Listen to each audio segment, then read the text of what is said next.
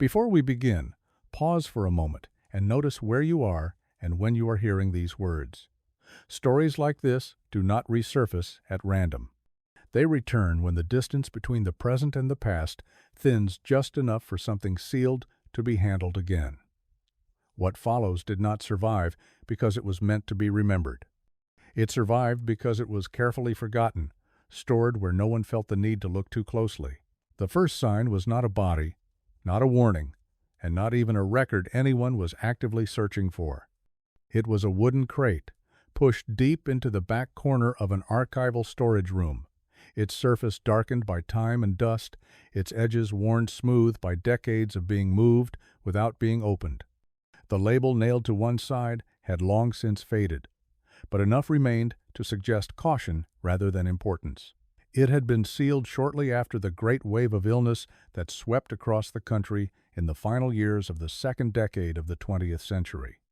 No one alive could remember the hands that closed it, only that those hands had chosen not to destroy what they placed inside. When the archivists lifted it onto the table, the wood responded with a slow, tired sound, like a structure settling after a long winter.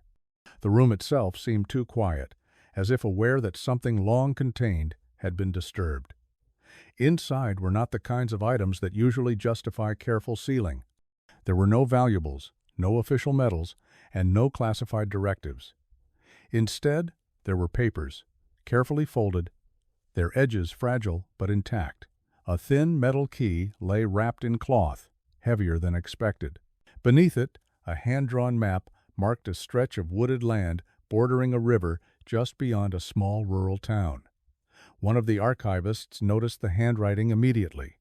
It was precise, restrained, and consistent. The hand of someone accustomed to recording details when details mattered. A tag tied to the key identified it as belonging to a cabin once occupied by a nurse during the height of the pandemic. A year was written beneath the name, spelled out in full rather than abbreviated, as if the writer wanted no ambiguity about the time. That detail alone shifted the atmosphere in the room. Records from that period are rarely intimate. Most survived in the language of totals, charts, and losses counted at a distance. What lay inside the crate suggested something else entirely. It suggested proximity. The archivists worked methodically, photographing each page and noting the order in which the items had been arranged. Everything about the crate implied intention. This was not a collection assembled in haste. It had been prepared, closed, and set aside deliberately, as if for a future that might or might not arrive. The map indicated a location that, according to contemporary records, had never been formally decommissioned, only abandoned. The key suggested the structure might still be sealed. The thought of a medical outpost untouched for more than a century carried with it a weight that went beyond professional curiosity. It raised a quieter question: what had been deemed too dangerous, too unresolved, or too heavy to remain accessible? If you are drawn to stories like this, ones that linger in the margins rather than the headlines, consider staying with this channel. These accounts persist only because someone chooses to open what was closed and read what was set aside. The map led to a narrow ridge north of town, following the curve of the river where the water slowed before widening. The lines were confident, distances measured not in abstract units, but in steps and landmarks, as if drawn by someone who walked the path repeatedly. The archivists compared it to modern surveys and found the contours still recognizable. Whatever stood at the end of that trail had been spared not by design, but by neglect. To understand why the crate had been sealed and why the cabin had been left untouched, it was necessary to go back to the months before the illness reached its peak, to a time when the danger was not yet visible and ordinary routines still held. The town itself was unremarkable in the way many rural communities were at the time. It sat along the river, dependent on small industries, timber, trade, and the steady predictability of seasonal work. Life moved at a pace governed by daylight and weather rather than news from distant cities. When the nurse returned from her training in a larger urban hospital, her arrival caused little comment. She was known, familiar, and expected to fill a role that had long been undersupported. The clinic she worked from was modest, stocked with only the essentials, its shelves neat but thin. She accepted those limitations without protest, adapting her routines to what was available. Outside of her hours at the clinic, she lived alone in a small cabin, set back from the road, close enough to town to be reachable, far enough to be quiet. The structure had been designated for medical staff years earlier, intended as temporary lodging that became permanent by default. It consisted of a single main room, a narrow sleeping area, and a desk positioned near a window that caught the afternoon light. Each evening, she recorded her observations, not because she was required to, but because it gave shape to her days. The earliest entries were unremarkable. Minor injuries, lingering coughs, and fatigue are attributed to winter. Yet even in those early notes, there was a discipline that stood out. Dates were precise. Symptoms were described without embellishment. She noted patterns even when they did not yet mean anything. As winter shifted toward early spring, she began to notice small repetitions. Patients who had not interacted with one another described similar discomforts. The complaints were mild and easily dismissed, and no one expressed alarm. Still, she wrote them down. She measured breathing carefully. She listened longer than necessary. The town continued as it always had. Shops opened and closed on schedule. Families gathered in the evenings. Children followed familiar paths along the riverbank. Outwardly, nothing had changed. But within the pages of her notebook, a different rhythm began to take shape. It was subtle, the kind of thing that could only be seen by someone watching closely, and at first, even she did not name it. She simply continued to record, to compare, and to wait.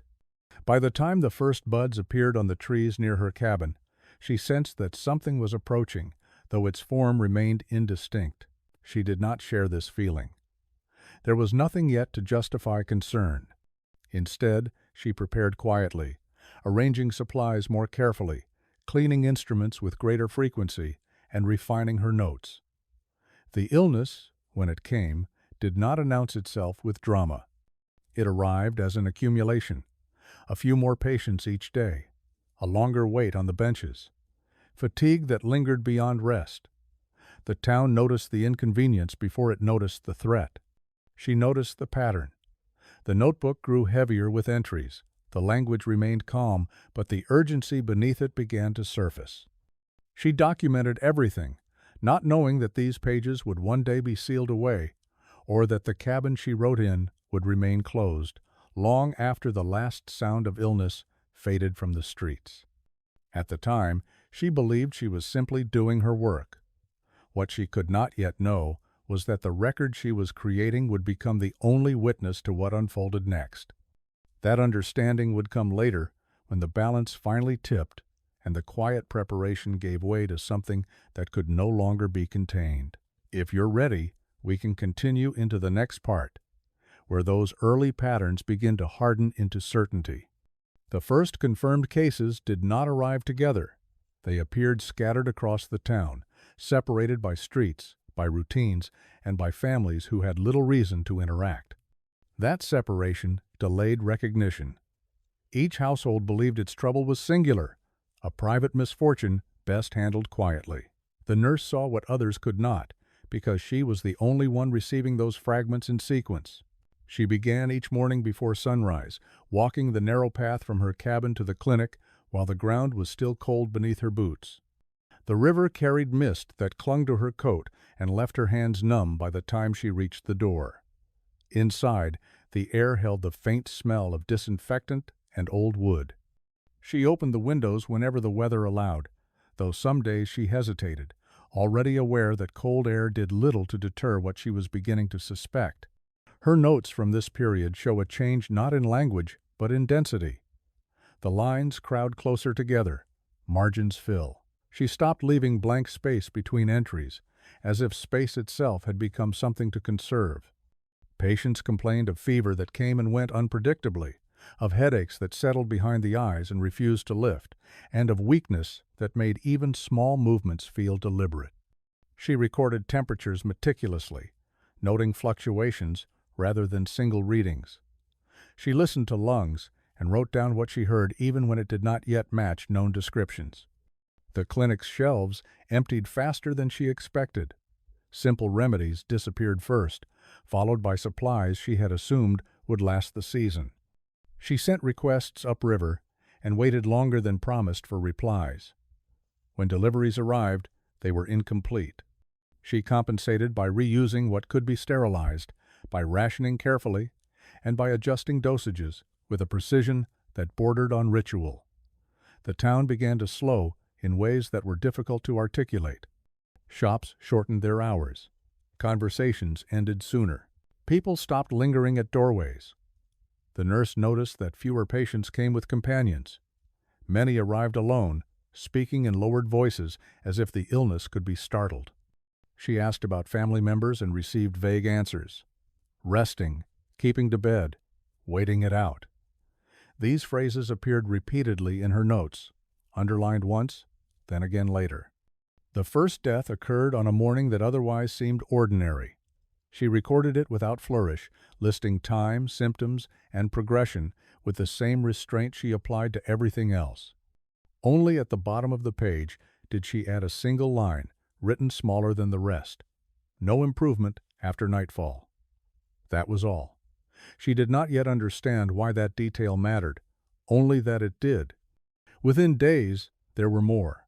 Each death followed a similar arc, a rapid decline after a brief plateau that offered false reassurance. She began to mark her calendar not with appointments, but with absences. Households that did not send word, patients who did not return. The clinic itself became quieter, not because the illness was receding, but because people were staying inside. She adjusted by bringing her work to them, carrying her bag along the river road, knocking on doors that opened reluctantly or not at all. Inside those homes, she observed the same careful stillness she would later recognize as a warning.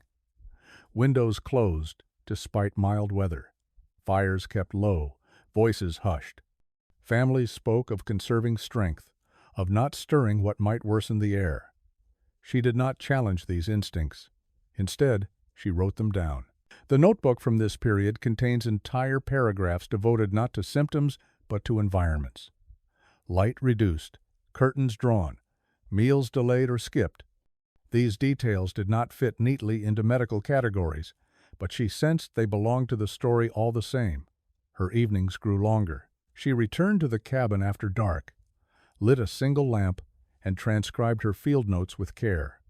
She rewrote entries to clarify sequences, drew small diagrams of households, and marked connections where she could find them.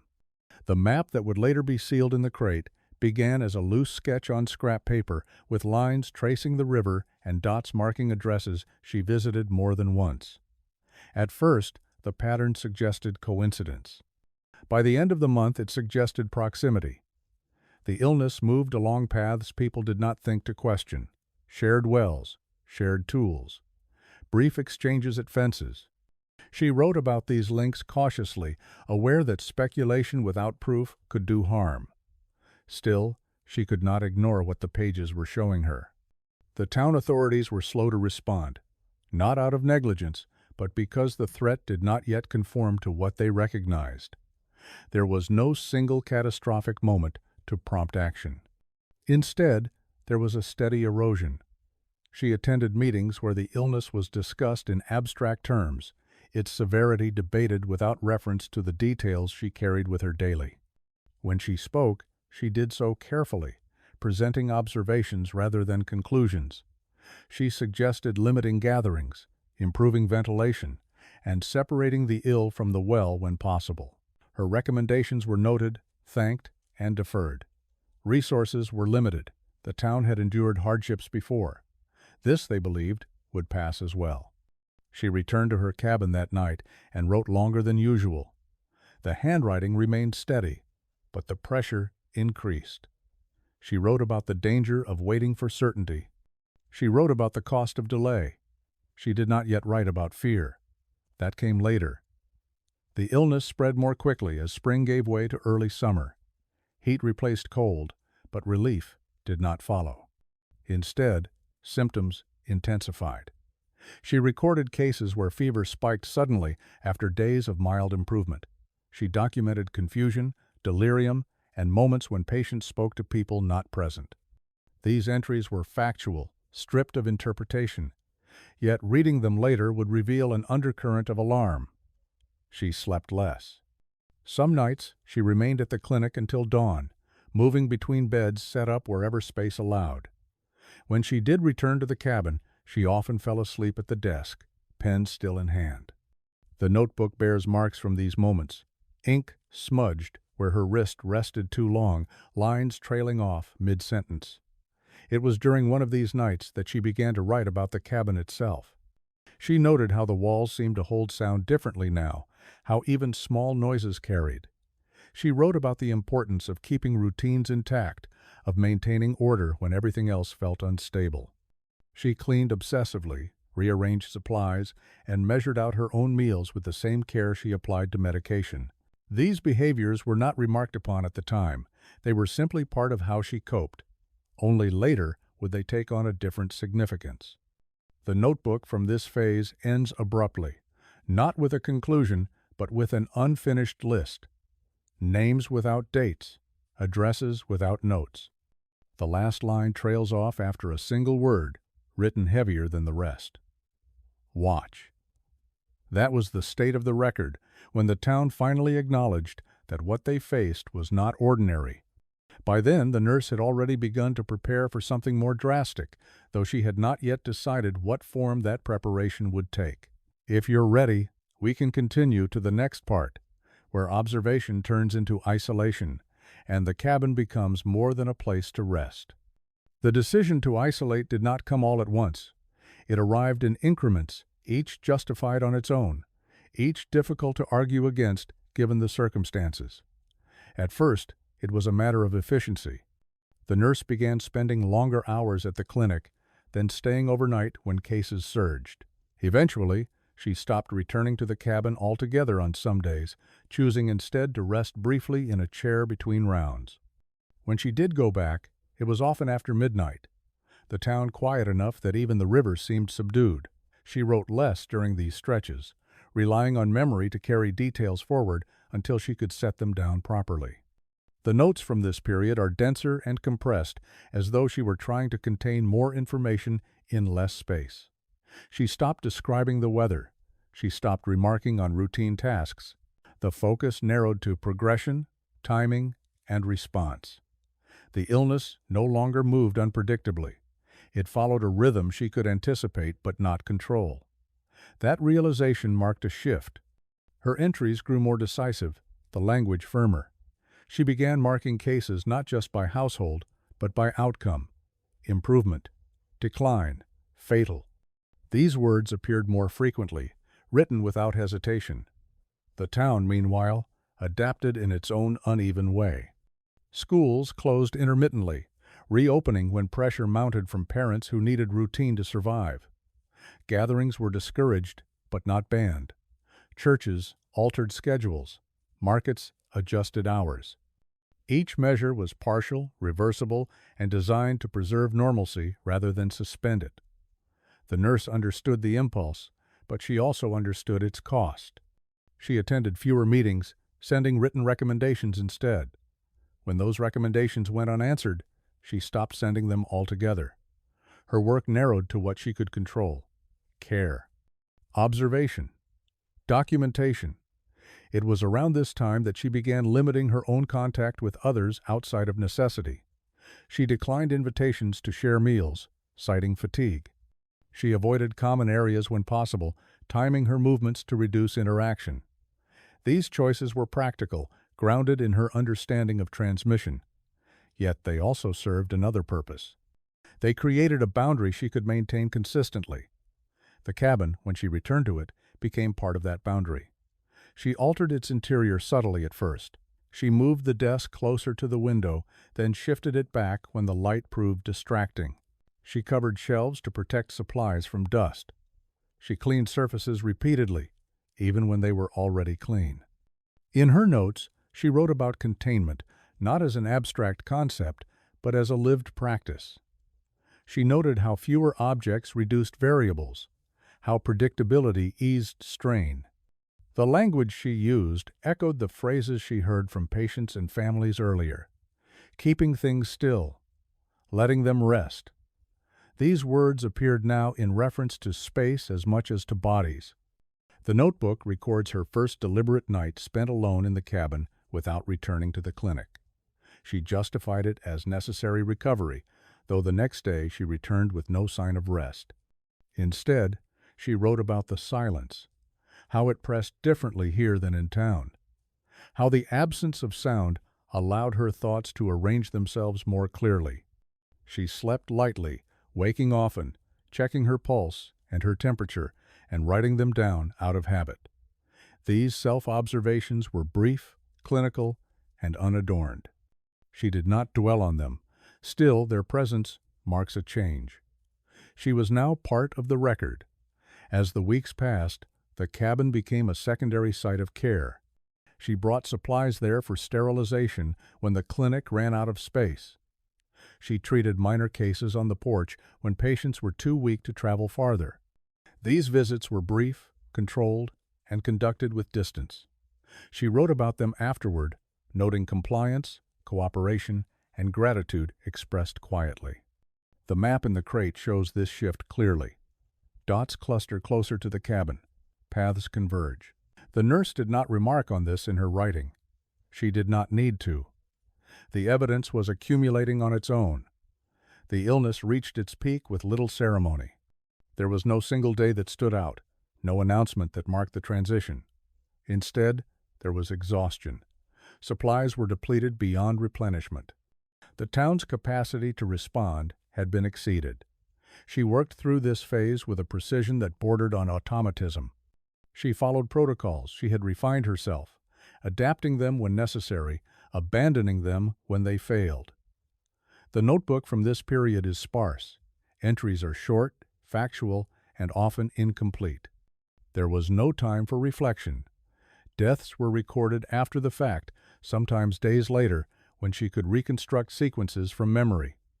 The cabin served as her anchor. Each night she returned to it, removed her outer layers, washed carefully, and sat at the desk until the shaking in her hands subsided. She wrote when she could. When she could not, she arranged the pages she had already filled, stacking them in order, aligning edges. The crate would later reveal that she numbered them meticulously, anticipating the need for clarity even when her own energy failed. The first indication that the cabin itself might need to be sealed appears indirectly. In a margin, she wrote a note about airflow. Another is about limiting entry. These remarks are not emphasized, not set apart. They appear alongside routine observations, given no special weight. Yet, reading them now, it is clear they marked a turning point. She was no longer thinking only about managing the illness. She was thinking about preventing its escape. The illness began to recede unevenly, leaving behind pockets of weakness and grief. The nurse documented recoveries with the same restraint she applied to losses. She did not celebrate. She simply noted.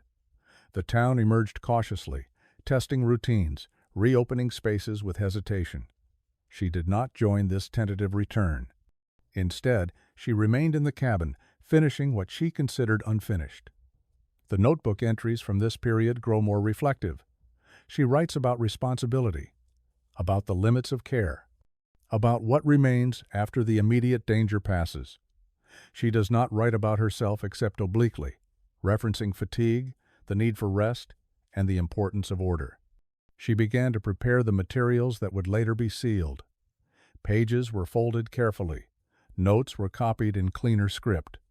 The map was redrawn with greater precision. The key appears in the record for the first time, mentioned in passing as part of a plan she did not fully articulate. Whatever she intended to do next, she approached it with the same methodical calm that characterized everything else she had done. The illness had changed the town irrevocably, but it had also changed her. The record suggests she understood that. What it does not yet reveal is how far she was willing to go to ensure that what she had witnessed would not be repeated. That understanding would only emerge later when the cabin was finally closed and the materials inside were set aside for a future that might be ready to face them. If you'd like to continue, the next part moves into that final phase, when preparation becomes a decision and the boundaries she created become permanent. By the time the preparations began to look deliberate rather than provisional, the outside world had already started to move on. Shops reopened on reduced schedules. Notices were taken down from doors and fences. The sound of hammers returned, tentative at first, then steadier as repairs began on structures neglected during the worst months. The town did not declare itself healed, but it allowed itself to believe that survival meant permission to resume. The nurse observed these changes from a distance. Her notes described them without commentary, as if they were weather patterns passing through a landscape she no longer occupied in the same way. She wrote of footsteps on the road, of voices carrying farther than they had weeks earlier, of smoke returning to chimneys at hours that suggested routine rather than emergency. These observations are placed alongside inventories of supplies and lists of documents to be copied. The juxtaposition is striking, renewal and closure advancing in parallel, neither interrupting the other. She began spending entire days inside the cabin without stepping onto the porch. Food was rationed carefully, not because scarcity demanded it, but because predictability did. She ate at the same times, in the same place, recording quantities out of habit. The table was cleared immediately after each meal, surfaces wiped, and objects returned to their designated positions. This ritualization of space intensified as her writing turned inward. The entries from this period are still composed in her professional hand, but their focus has shifted. She writes about thresholds, about what crosses them and what should not. She references earlier cases, revisiting details she had not emphasized at the time. Patterns emerge in her re-examination. She notes how often care failed, not because of ignorance, but because of delay. How hesitation allowed conditions to worsen beyond correction. These reflections are framed not as regrets, but as conclusions. The tone remains measured, but there is an undercurrent of urgency. She was no longer documenting for posterity alone.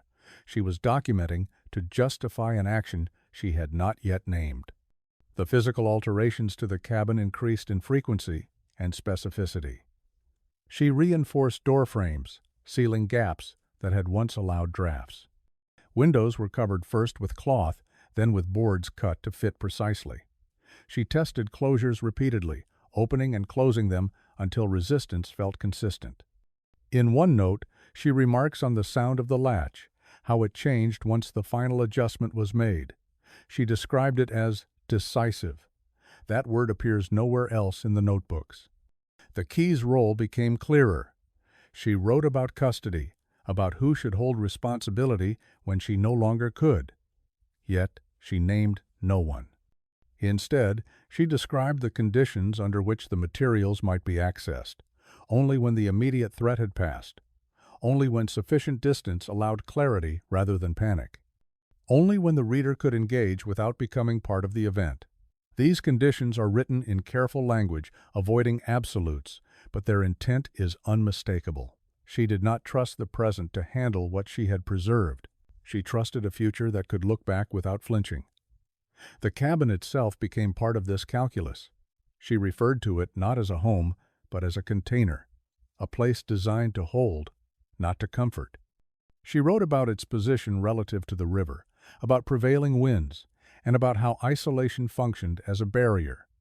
These considerations were technical, but their implications were ethical. She was choosing separation as a form of care, not withdrawal, but containment. As her isolation deepened, her interactions with the town diminished to almost nothing.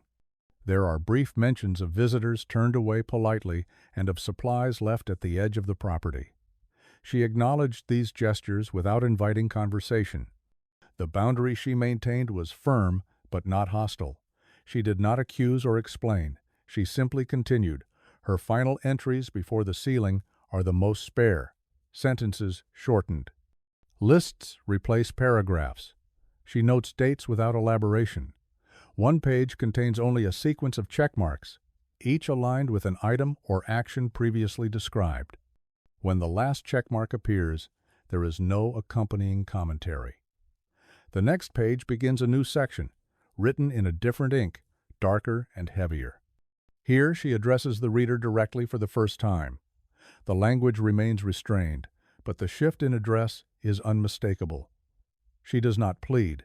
She does not justify herself emotionally. She explains her reasoning as she would to a colleague, outlining risks, responsibilities, and consequences. She acknowledges uncertainty. She admits that her decision may be questioned. Yet she insists that inaction would have been worse. The final paragraph of this address ends abruptly, without signature or date. The remaining pages are blank. What happened next is not recorded in her hand. The crate contains no account of the final day, no description of the act of sealing itself. That absence is conspicuous. It suggests either an interruption or a deliberate choice to let the record end before the most consequential step. What we know comes instead from secondary materials, official notices, brief mentions in administrative logs, a notation that the property was secured and left undisturbed.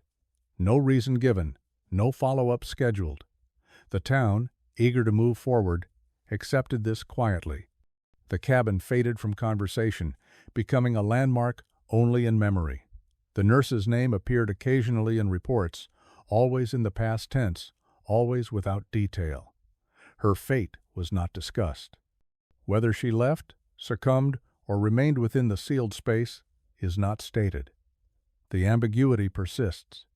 It is this lack of resolution that gives the record its enduring weight. The materials were not meant to explain everything. They were meant to preserve a moment, to hold it intact until someone else was willing to confront its implications. The sealing was not an end. It was a pause imposed on history, waiting for a future capable of resuming the conversation. That future would arrive decades later, not through intention, but through chance. And when it did, the act of opening the cabin would carry its own consequences, ones the nurse may have anticipated but could not control. If you're ready to continue, the next part follows that reopening and the quiet collision between past intention and present curiosity. The reopening did not happen because anyone was looking for answers. It happened because time had thinned the memory of caution. The land around the cabin had changed hands more than once, its boundaries redrawn on newer maps that did not carry the weight of what had been deliberately left untouched. The structure itself survived largely because it was inconvenient to remove, too far from the main road, too close to the river for easy development. It stood as an unremarkable fixture, weathered into the background, its sealed doors and boarded windows no longer signaling urgency, only neglect. Those who passed it regularly stopped noticing it at all. This is how containment often fails, not through force, but through familiarity. When the decision was finally made to inventory the property, it came wrapped in administrative language. A survey, a routine assessment. No mention of history, no recognition of intention. The task was assigned to a small team accustomed to cataloging forgotten spaces, their approach procedural rather than investigative. They arrived with clipboards, cameras, and the assumption that whatever they found would be inert. The first sign that this assumption might be misplaced came before entry. The air around the cabin felt different from the surrounding space, cooler despite the season, carrying a faint, stale quality that resisted classification. It was not the sharpness of decay or the dampness of rot. It was something more contained, as though the air itself had been held still for too long.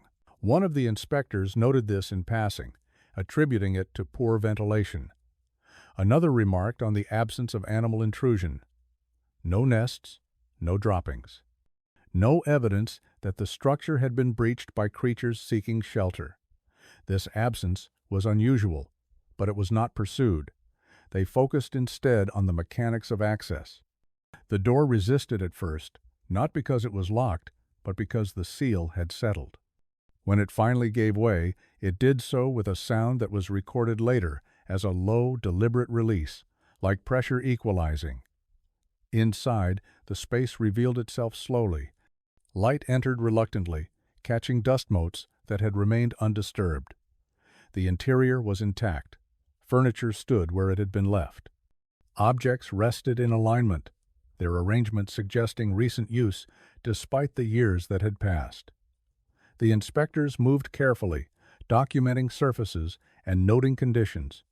Their voices were subdued without conscious decision. The atmosphere imposed restraint. The first item that drew focused attention was the crate. It sat beneath the desk, exactly where the nurse had placed it, its edges darkened but sound. The seal was intact. The key was not present. This absence prompted the first pause in procedure. A brief discussion followed, weighing protocol against curiosity. Ultimately, the decision to proceed was made on practical grounds. The crate was opened using tools brought for such contingencies. The contents were revealed incrementally: notebooks, loose pages, maps. Each item was removed, photographed, and logged. The material condition of the documents was remarkable. Ink had not faded. Paper had not warped. The environment had preserved them exactly as intended. As the inspectors worked through the contents, the tone of their activity shifted. The documentation slowed. Conversation stopped altogether. The writing they encountered was precise, methodical, and unsettling in its clarity. They read fragments aloud to confirm legibility, then fell silent as comprehension deepened. The notebooks did not dramatize events. They did not seek sympathy. They laid out a sequence of decisions, each supported by observation, each leading inexorably to the next. The effect was cumulative. By the time the final pages were reached, the inspectors understood that they were not uncovering a forgotten diary. They were engaging with a deliberate record, one that had been designed to wait. The map was examined next. Its annotations corresponded with known locations, some still standing, others long gone. The density of markings near the cabin was noted, as was the precision with which routes were drawn. This was not a general reference. It was a tool created for navigation under constrained conditions. The inspectors began to recognize the scope of what had been preserved. This was not merely a personal account. It was a complete operational record of a localized crisis, documented by someone who had anticipated future scrutiny. The implications were discussed cautiously. There was concern about interpretation, about context lost, about the ethical responsibility of handling such material. The team contacted their supervisors, relaying the nature of the discovery without embellishment. Instructions were given to halt further disturbance until a proper review could be arranged. The cabin was resealed temporarily, its contents secured for transport. As they prepared to leave, one of the inspectors noticed something they had missed earlier: a small marking on the interior of the door frame, nearly worn away. It was not a symbol, not a word. It was a line, drawn carefully, marking a height that corresponded to the level of the river during a known flood year. This detail had no immediate relevance to their task, yet it lingered. It suggested foresight beyond the immediate crisis, a consideration of forces not yet present. The materials were transferred to a controlled environment where experts began the work of analysis: historians, medical professionals, archivists. Each approached the record from their own discipline, finding validation and discomfort in equal measure. The nurse's actions were debated, not in terms of legality, but of necessity. The context of the time was examined and the limitations acknowledged, yet the core question remained unresolved. Had the sealing been an act of protection or an abdication of responsibility? The record did not answer this directly. It did not need to. Its power lay in its refusal to simplify. The more it was studied, the clearer it became that the nurse had understood the consequences of reopening long before it occurred. She had anticipated the scrutiny, the doubt, and the reassessment. She had trusted that distance would allow a more measured judgment. Whether that trust was warranted remains uncertain. What is certain is that the act of opening the cabin did not resolve the story. It reopened it, shifting the burden of decision from one individual to many. The question was no longer what she had done, but what those who now knew would choose to do with that knowledge. If you want to continue, the next part examines the response to the record itself and how institutions struggle to decide whether some truths are meant to be preserved or contained all over again. The response to the record unfolded slowly, constrained as much by uncertainty as by protocol. Once the materials were transferred into institutional custody, they entered a system designed to classify, contextualize, and ultimately neutralize what it encountered. The first step was authentication. Paper stock was tested, ink composition analyzed, handwriting compared across documents, dates cross-referenced against known events. Each confirmation tightened the net around the central truth that the record was genuine, internally consistent, and intentionally preserved. There was no sign of fabrication or embellishment. The nurse's account aligned with external data where such data existed, and where it did not, it filled gaps with a coherence that was difficult to dismiss. This very coherence unsettled those tasked with evaluation. It left little room for reinterpretation or dismissal. The materials were then circulated among specialists, each reading the same pages through different lenses. Medical historians noted the accuracy of symptom descriptions and treatment protocols, some of which predated formal publication. Ethicists focused on the decision-making framework, parsing language for indications of compulsion versus deliberation. Archivists examined the physical act of sealing, the foresight embedded in the organization of the crate, and the conditions specified for access. No group reached an easy conclusion. What they agreed on was that the record resisted simplification. It did not fit neatly into categories of heroism or failure. It presented a sustained argument, articulated through action rather than rhetoric, about responsibility under conditions of collapse. This made it difficult to determine how, or whether, it should be shared. Discussions shifted from analysis to governance. Who had the authority to decide the fate of such a record? What obligations accompanied knowledge of it? There were concerns about precedent, about the message its release might send. Some argued that suppressing the material would repeat the very failures it documented, reinforcing patterns of silence and avoidance. Others warned that public dissemination could distort its meaning, reducing a complex ethical stance to sensational fragments. The nurse had anticipated this dilemma. Her conditions for access, outlined without an enforcement mechanism, hovered over every conversation.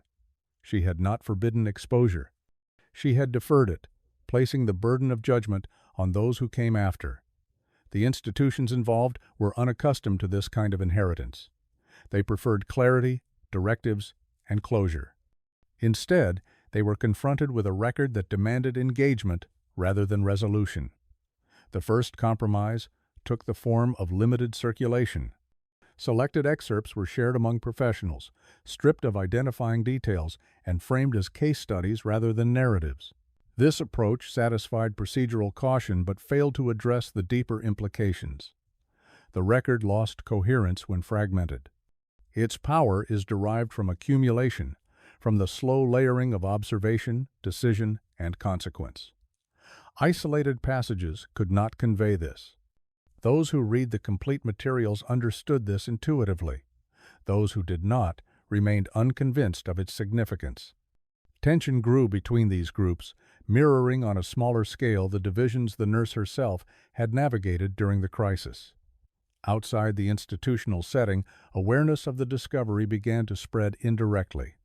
Rumors circulated, vague and distorted. A sealed cabin, a forgotten archive, a nurse who had known too much.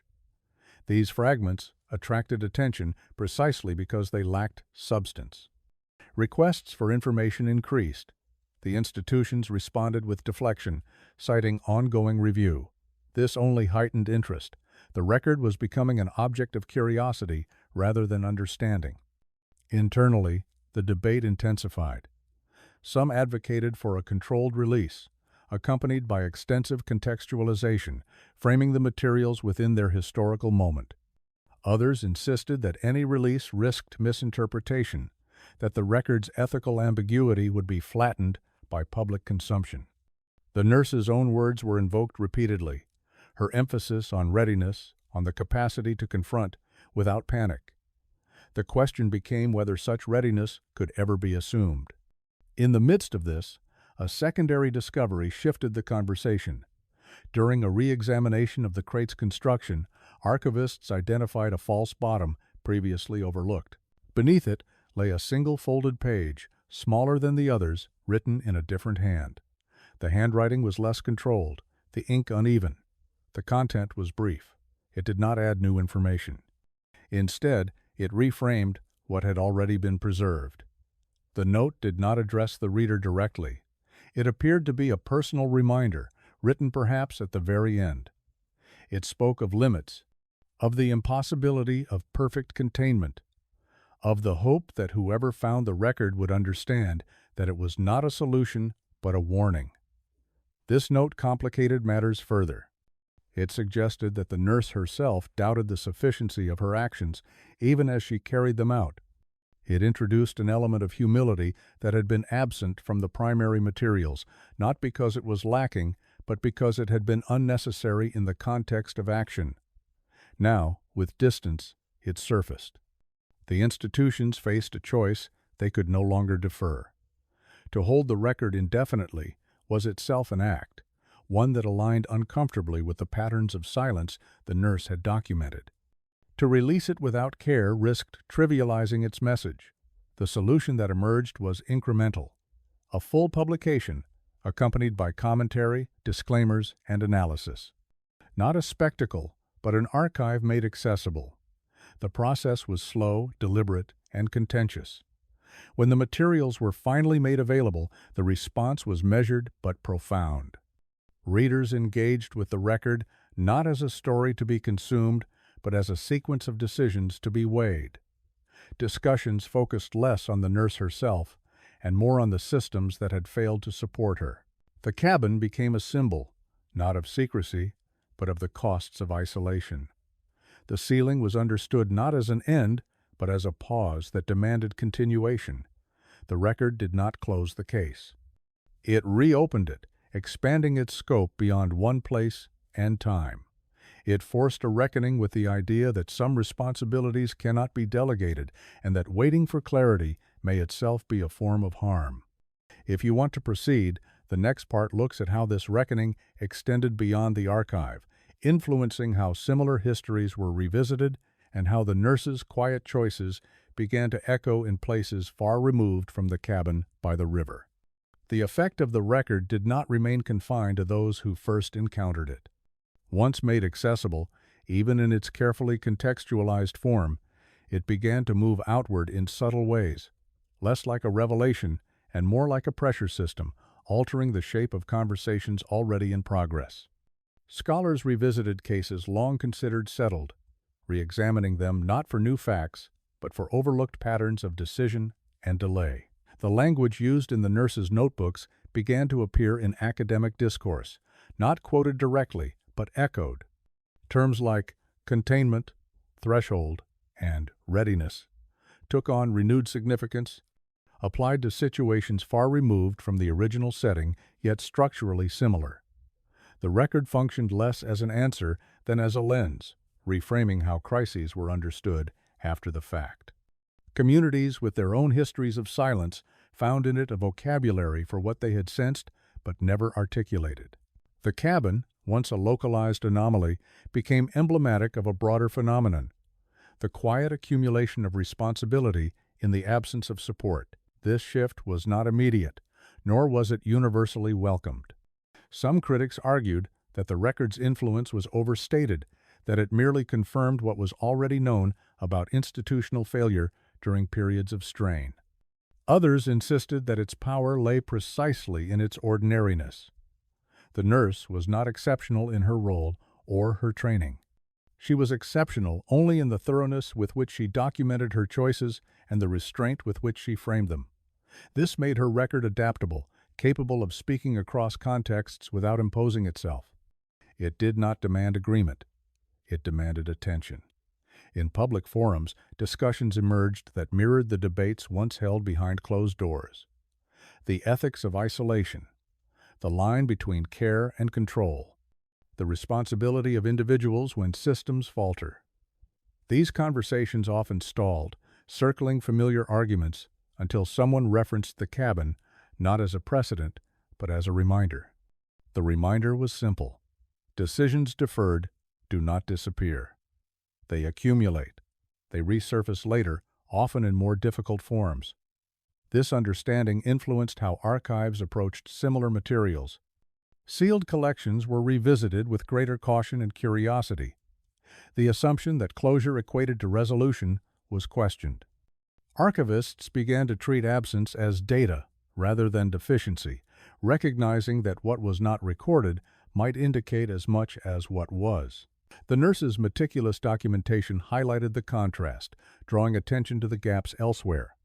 In some cases, this led to the reopening of investigations, not to assign blame, but to acknowledge complexity. The cabin's reopening had not provided catharsis. It had provided continuity. The record extended the crisis forward, insisting that its implications be carried rather than contained. This insistence proved uncomfortable for institutions accustomed to finite timelines. Yet it also fostered a more nuanced approach to memory. The idea that history could be paused, sealed, and resumed challenged linear narratives of progress. It suggested instead a cyclical pattern where unresolved tensions reemerge until addressed. The nurse had understood this intuitively. Her decision to seal was not an attempt to end the story, but to preserve its integrity until it could be engaged responsibly. This distinction became central to subsequent interpretations. The cabin itself remained physically unchanged after the initial reopening. It was documented extensively, then left as it was found, its door closed once more. There were proposals to convert it into a site of public education and to mark it with plaques or guided pathways. These were ultimately declined. The consensus, if it could be called that, was that the cabin's power lay in its restraint. To formalize it would risk transforming a space of reflection into one of consumption.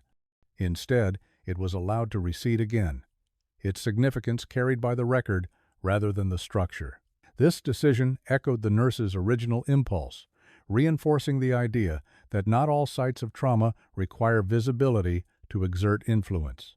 The record continued to circulate, finding its way into curricula, symposiums, and private study. Its impact was cumulative rather than dramatic. It did not inspire movements or slogans. It altered frameworks.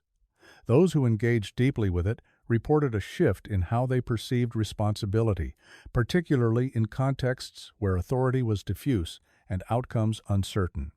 The nurse's refusal to simplify her actions, to cast them as either virtuous or flawed, allowed readers to inhabit the discomfort of moral ambiguity without retreat.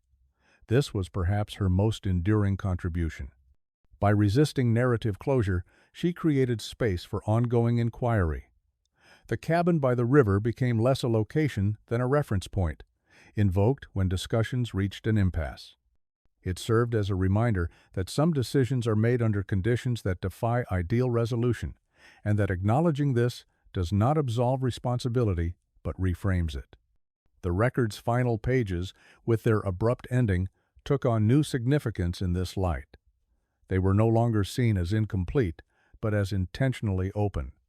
The nurse had relinquished control at that point, trusting that those who followed would continue the work of interpretation. Whether that trust was justified remains an open question. What is clear is that the record altered the landscape of remembrance, shifting focus from outcomes to processes, from verdicts to deliberation. It asked readers not to judge but to consider, to hold multiple truths without forcing them into alignment. As the years passed, references to the cabin appeared less frequently, absorbed into broader discussions of historical response and ethical decision-making. Its influence persisted quietly, shaping perspectives without demanding acknowledgement. This quiet endurance mirrored the nurse's own approach, her preference for action over recognition, for preservation over proclamation. The story did not end with the record's release. It continued in the choices made by those who encountered it, each decision adding another layer to the accumulated understanding of how societies respond when confronted with their own limits. If you want to continue, the next part turns inward again, returning to the cabin itself and the lingering questions about the person who sealed it and what her final days may have entailed beyond what the record allows us to know. Returning to the cabin after the debates had settled into quieter patterns required a different kind of attention. The structure no longer functioned as evidence or symbol in the same immediate way. It had been catalogued, referenced, and abstracted into discourse. What remained was a physical space marked by deliberate choices whose full rationale could not be recovered. Those who approached it afterward did so with an awareness shaped by the record, yet the building resisted interpretation. It stood unchanged, its boards weathered further by seasons that took no interest in ethical complexity. The river continued its course nearby, rising and falling within the limits the nurse had once measured. The line she had drawn inside the doorframe remained faintly visible, a quiet testament to foresight grounded in practical concern rather than symbolism. Standing there, one could not reconstruct her final days with certainty. The record ended before that threshold, and speculation filled the silence. Some imagined a decisive final act, a sealing carried out with calm resolve. Others envisioned hesitation, a pause that stretched longer than intended. The truth, if it could be known, likely lay somewhere between. The nurse had documented everything she believed necessary. What she left unwritten may have been what she could not resolve, even for herself. The cabin's interior bore subtle traces of extended occupation. Wear patterns on the floor suggested repeated movement between specific points. The desk showed impressions where papers had rested, edges softened by use. These details implied routine persisting beyond the last written page. She had continued to live within the structure she had redefined, maintaining order even as the outside world moved forward. Whether she intended to remain indefinitely or anticipated departure is unclear. No provision suggests a planned exit. No note marks a conclusion. The absence of closure invites reflection on the nature of her commitment. She had chosen containment as a form of care, but containment is not static. It requires an ongoing presence. If she remained, she did so, accepting isolation not as a sacrifice, but as a consequence. The possibility that she succumbed to illness within the cabin cannot be dismissed, though no direct evidence supports it. Nor can the idea that she left quietly, entrusting the seal to endure without her. Both scenarios align with aspects of her documented thinking. She was prepared for outcomes beyond her control. She understood limits. The cabin itself offers no answers. It holds space rather than narrative. This restraint has frustrated those seeking definitive resolution, yet it also preserves the integrity of the record. To impose a conclusion would be to violate the conditions she set. The nurse's legacy resides not in the specifics of her fate, but in the framework she established for engaging with uncertainty. Her final days, whatever they entailed, were shaped by the same principles that guided her actions throughout the crisis: careful observation, measured response, and acceptance of responsibility without expectation of recognition. These principles are legible even in absence. The quiet of the cabin after sealing is not emptiness. It is the residue of intention. Visitors who enter now do so briefly, under controlled conditions, aware that prolonged presence feels intrusive. The space discourages occupation. It invites acknowledgement rather than habitation. This effect may be coincidental, or it may reflect the cumulative impact of deliberate design choices. Either way, the cabin enforces a boundary that persists beyond its creator. The nurse's final contribution was to create a place where the limits of care could be contemplated without distraction. In this sense, the cabin functions as a continuation of her record, a three-dimensional document whose meaning unfolds through restraint. The unanswered questions it poses are not flaws, but features. They compel those who encounter it to confront their own assumptions about duty, intervention, and the costs of action taken too late or not at all. The nurse did not seek to be understood completely. She sought to be taken seriously. That seriousness endures in the silence she left behind. If you're ready to continue, the next part draws these threads together, examining how the absence of a definitive ending shapes the story's final resonance and what it asks of those who choose to remember it. The absence of a definitive ending altered how the story settled in those who carried it forward. Without a final act to anchor interpretation, the narrative resisted being closed in the familiar way histories often are. There was no concluding event to summarize, no singular moment that could be cited as resolution. Instead, the record remained open, its final silence functioning as an invitation rather than a gap. This openness shaped the way the story was remembered, shifting focus from outcome to obligation. Readers found themselves returning not to the last page, but to earlier passages, rereading decisions with the knowledge that nothing would arrive later to clarify them. The effect was recursive. Meaning emerged through repetition rather than progression. The nurse's insistence on readiness, on acting within constraints rather than waiting for certainty, gained weight precisely because her own story did not resolve into certainty. This quality distinguished the record from others of its kind. It did not offer closure as consolation. It offered continuity as responsibility. Over time, this aspect influenced how the story was taught and discussed. In classrooms and professional settings, it was presented not as a case with lessons neatly extracted, but as a framework for examining how individuals operate when systems fail to provide guidance. The lack of a clear ending forced participants to articulate their own positions. What would they have done? At what point would they have acted? How much uncertainty would they tolerate before intervention became imperative? These questions did not yield consensus, but they generated engagement. The story's power lay in its refusal to answer them. It demanded that each reader confront the discomfort of unresolved moral tension. The cabin's continued existence reinforced this dynamic. It remained a physical manifestation of the story's unfinished nature. Unlike monuments that commemorate through declaration, the cabin is commemorated through withholding.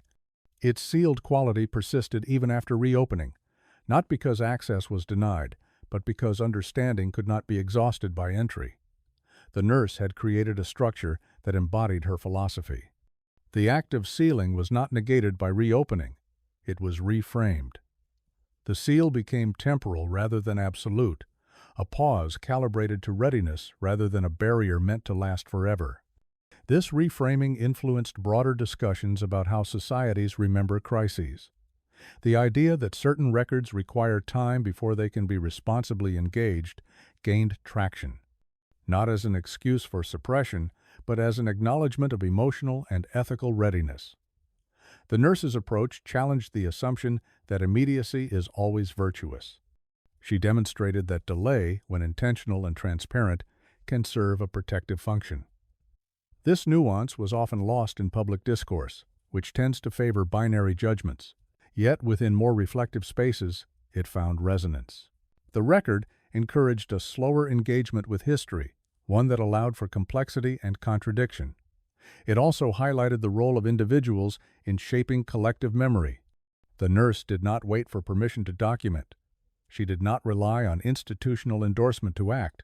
She assumed responsibility for preserving what she believed mattered, accepting that she could not control how it would be received. This acceptance marked a departure from narratives that frame agency solely in terms of impact. Her agency lay in preparation rather than persuasion. She prepared a future audience to encounter a difficult truth without dictating their response. This subtlety has proven challenging to convey, yet it is central to understanding her legacy. As discussions evolved, attention gradually shifted from the specifics of the crisis to the broader implications of her method. The meticulous documentation, the deliberate sealing, and the conditions set for access. These elements formed a cohesive strategy grounded in respect for both present and future. She respected the present by limiting harm, by containing what could not be safely managed. She respected the future by trusting it to engage thoughtfully when conditions allowed. This dual respect distinguished her actions from both reckless exposure and indefinite suppression. It offered a third path, one that acknowledged uncertainty without surrendering responsibility. The story's final resonance emerges from this balance. It does not ask to be admired. It asks to be considered. It does not seek absolution. It seeks understanding. The unanswered questions surrounding the nurse's final days amplify this resonance, reminding readers that not all sacrifices are visible, and not all decisions announce themselves. The cabin's quiet endurance mirrors the quiet endurance required of those who choose to act without assurance of recognition or vindication. In this way, the story extends beyond its historical moment, speaking to any context in which individuals must decide whether to intervene amid incomplete information. The record remains a touchstone not because it resolves these dilemmas, but because it refuses to simplify them. Its legacy is not a conclusion, but a posture, a way of approaching responsibility that values preparation, restraint, and foresight. The nurse's final act was not sealing the cabin. It was entrusting the story to those who would come later, confident that its unfinished nature would compel engagement rather than apathy.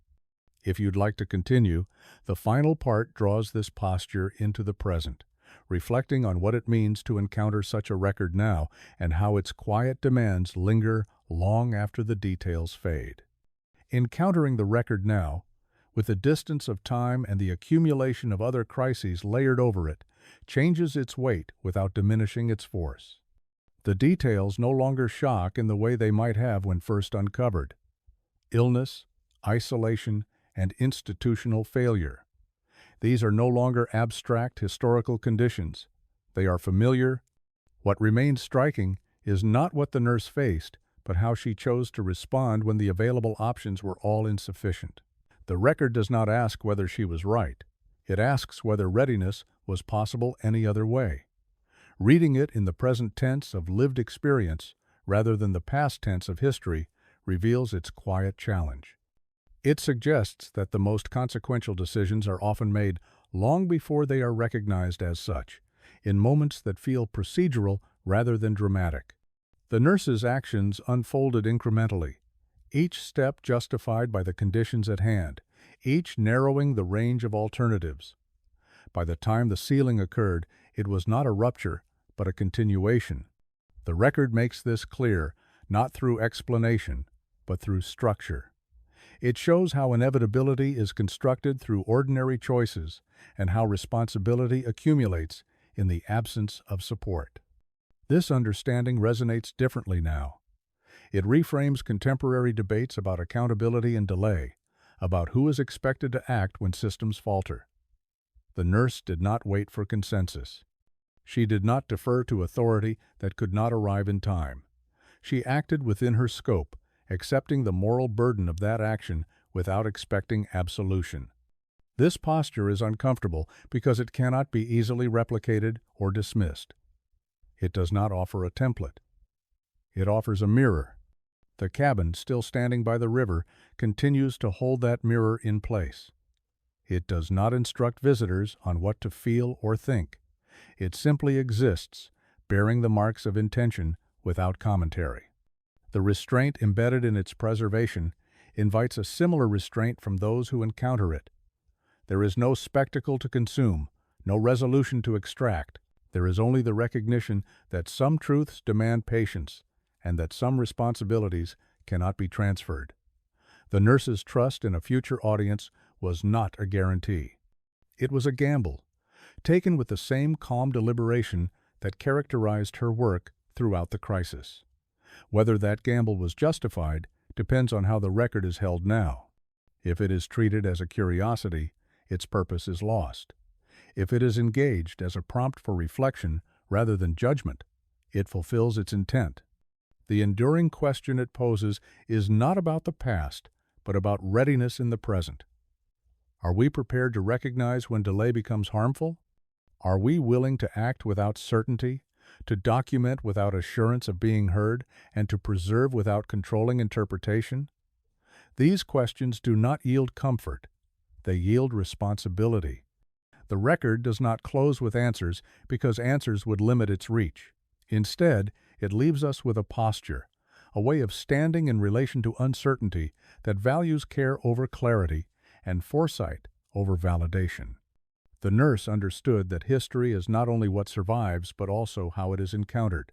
By sealing her work, she shaped that encounter, insisting on a future engagement that would be slower, more deliberate, and less prone to distortion. The fact that we are still grappling with her choices suggests that her intention holds. The cabin remains quiet. The river continues its measured rise and fall. The line on the doorframe still marks a moment when someone took the time to prepare for forces not yet present. These details persist not because they are dramatic, but because they are precise. They remind us that care, when practiced with restraint and foresight, leaves traces that endure beyond explanation. If stories like this matter to you, if you believe that careful attention and patient listening can keep important truths from being lost to silence or haste, consider subscribing so these records continue to be examined, remembered, and carried forward.